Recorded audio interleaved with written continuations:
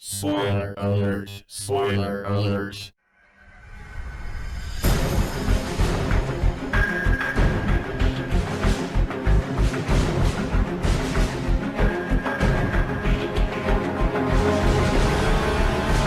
Hoorah, gamers! In this episode, we're going to take a quick look at Call of Duty 4 Modern Warfare.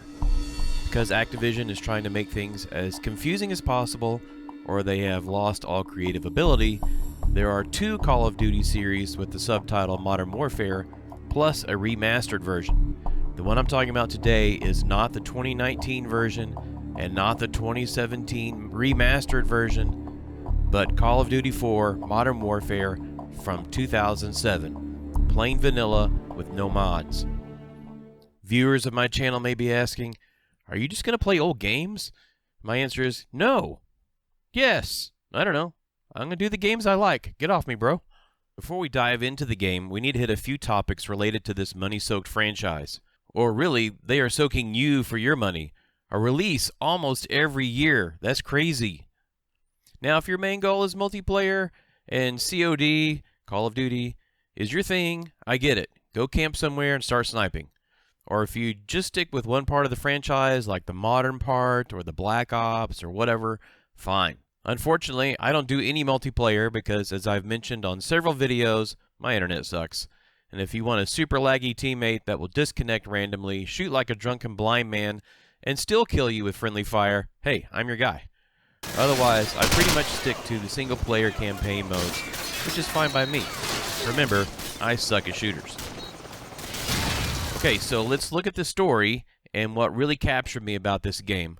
But first, we need to take a look at its place in history, and towards the end of the video, some of its failings, and a lot of my realizations and just wrong memories along the way. So, back in my day, there were quite a few war-based first-person shooters, and a lot of them were multiplayer, like the U.S. government's recruiting tool, America's Army. But few had campaign modes included with them, and fewer were exclusively single-player. And I'm just now putting together the idea of campaign mode and military campaigns. Anyway, Medal of Honor hit the PC with the game Allied Assault in 2002, and an expansion pack, which means a bunch of extra levels, later in the year. Medal of Honor already existed for the first PlayStation, was paid for by Steven Spielberg, who had made the movie Saving Private Ryan the year before. And no, I didn't make that connection either. Allied Assault is a great game, with its most memorable moment having the player survive the D-Day Normandy beach assault. In case you flunked history, we're talking about World War II. This was the hotspot for the war genre video games, maybe because 9/11 happened the year before, and nobody really wanted to revisit those events so soon, so they went back in time. The Medal of Honor franchise would continue to stay in the time period of World War II until they rebooted the franchise in 2010 with the cleverly titled Medal of Honor, set during the war in Afghanistan. I played it, and in my opinion, although it might have been more up-to-date, dare I say modern, I just didn't have as much fun playing it. It was too much of a grind, the location didn't really change much, it was probably too close to what I thought soldiers really went through in Afghanistan, and it was really short.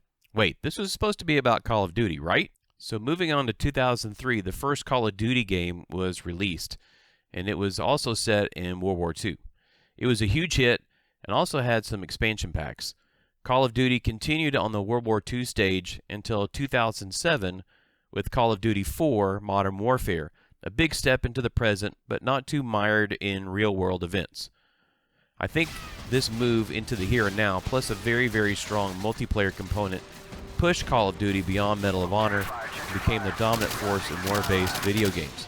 For that matter, Modern Warfare unseated the Halo franchise as the most popular shooter and multiplayer game. So what is this story about? Smartly, and I'll explain why later, you play as two different people in this game, technically three.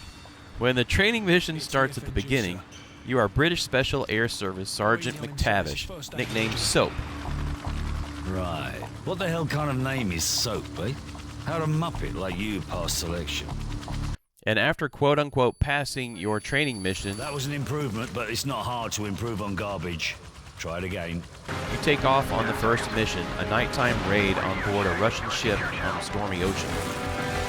Lock and load. Green light. Go, go, go.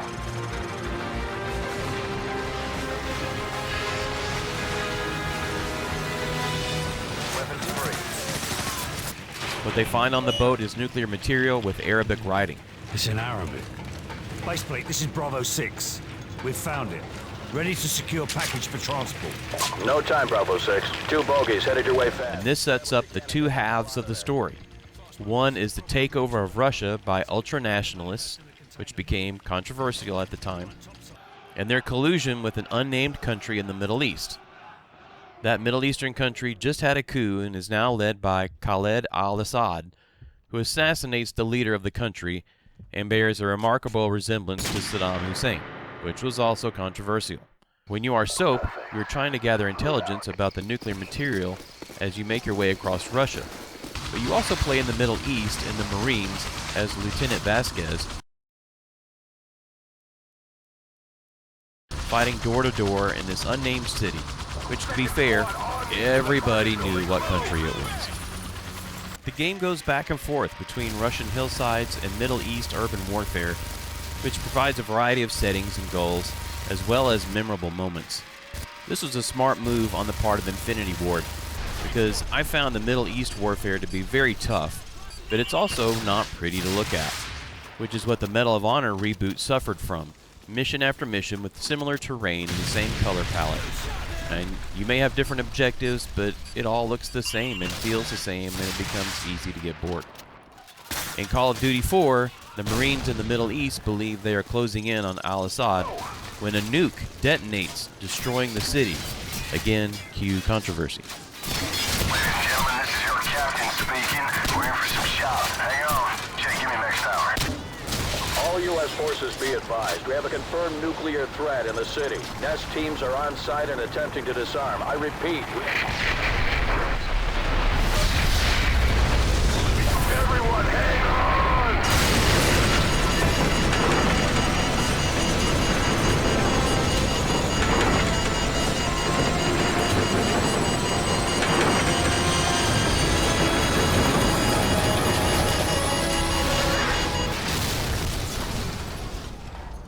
After the shock wears off from the surprise nuke, you play as SOAP for almost the rest of the game. Turns out al-Assad was hiding in Russia with help from the Russian ultranationalists.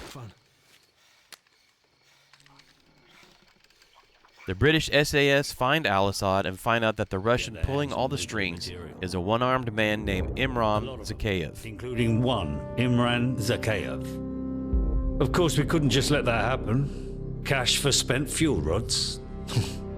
That's one hell of a recipe for destruction. Then the story throws another amazing curveball, and you play as SOAP's commanding officer, Captain Price, in a flashback mission. It's 20-ish years in the past, and he is a sniper, and you are tasked with eliminating Zakhaev. Obviously, you fail and only remove his arm.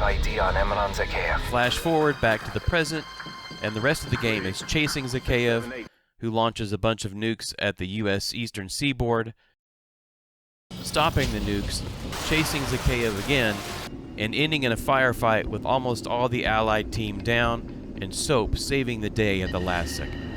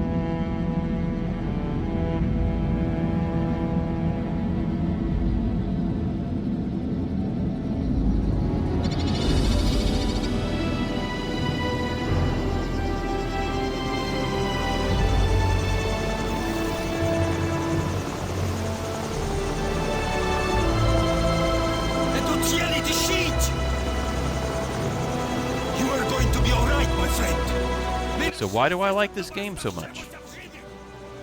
The main reason was the cinematic story.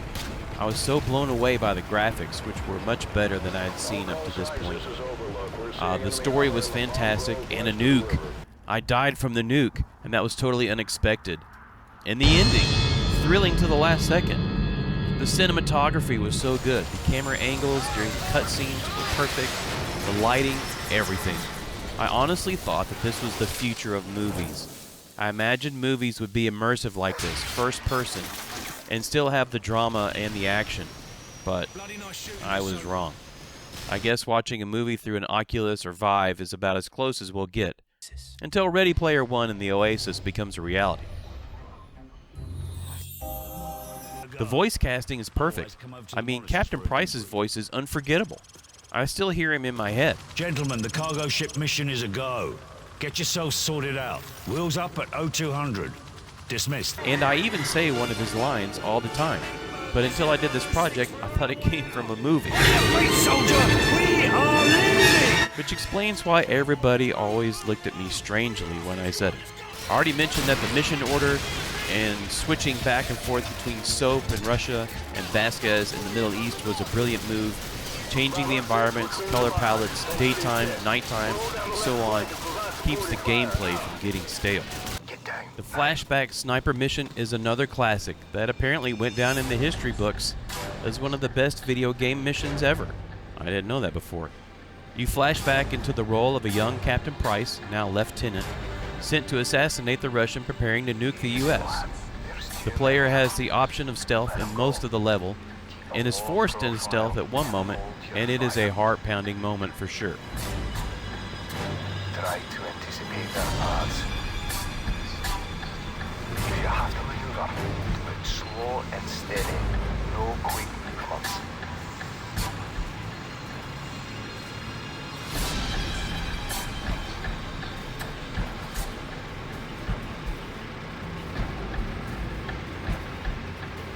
On top of all the action and suspense, one of the things that jumped out at me was the locations.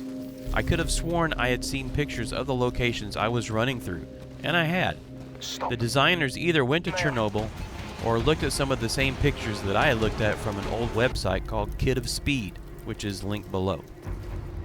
On this website, a young Russian woman takes her motorcycle, a camera, a Geiger counter, and her dad's military pass and goes to Chernobyl during the 90s to take pictures. I thought for sure they used her pictures, but later while putting this together, I came across an interview with the developers and they said they used photos from tourists. Oh well, wrong again.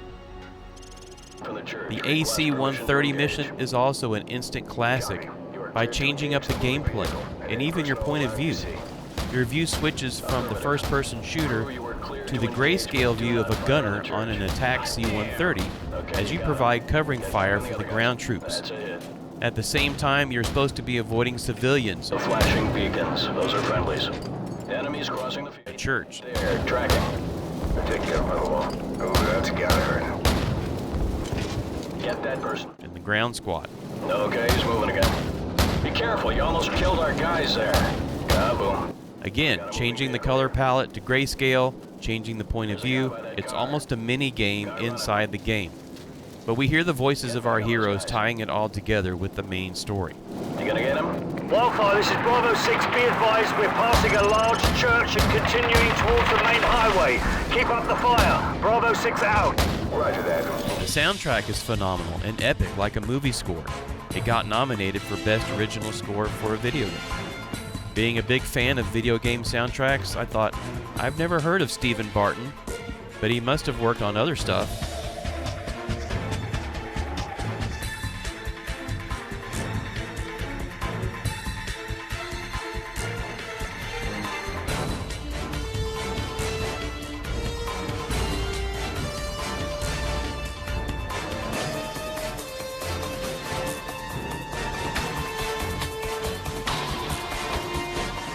Not as much as I thought, but I guess what he does well.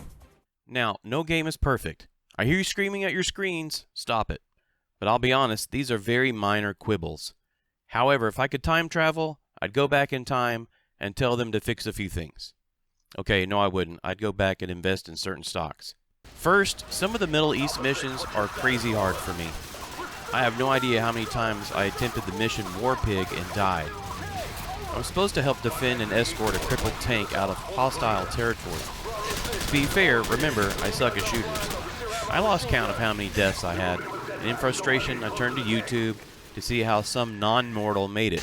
By the way, thanks Psycho Squirrel SSU, I never noticed the sniper on the ground at the very beginning. Speaking of deaths, most of the time when you die, you are shown a quotation about war, whether philosophical, historic, or amusing, like, "When the pin is pulled, Mr. Grenade is not our friend." Second, there are no stats for the campaign mode. I want to see in black and white my 30% accuracy score, and how many times I died. I'm a glutton for punishment like that. Thirdly, this campaign is super short. Now, to be fair, there is a multiplayer component that was a smash hit, and people still play it today. But for such an excellent campaign, it's a shame it wasn't longer. You'd think it'd be really long since it's been forever since I posted the video, but I only spent about 8 hours or so completing this game, which is almost nothing. Which I guess also says something since it's so memorable.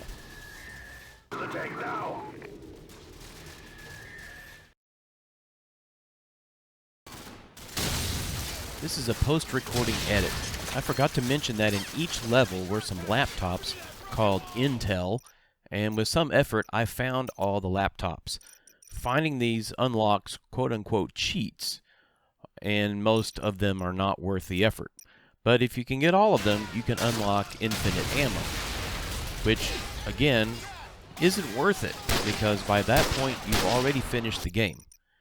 However, having enemies explode into rubber tires that bounce all over the place is super, super fun.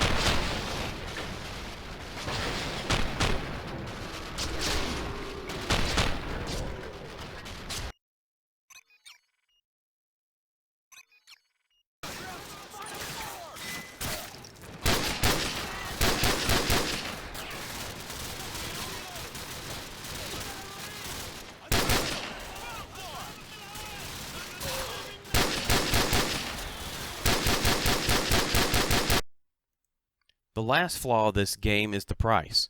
Come on, Activision. You fart one of these out for $50, $60, or $70 every year. And you're telling me that to buy a game made in 2007 is still going to cost me $20? I remember buying brand new games in the store for $5 more than that, and now I'm supposed to pay $20 for a game that's over 15 years old? That's kind of messed up. As you saw, my complaints were really minor things. This is an epic cinematic event of a game and deserves attention from new gamers and old gamers that weren't into this genre. Now, would I pay $20 for it? I'm not so sure. You might wait until it's on sale. Unless multiplayer's your bag, then yes, drop a Jackson on it and you should have tons of fun. This game is an award-winning, classic piece of video game history that deserves all the attention it can get. Thanks for watching, and I'll catch you next time. Hoorah!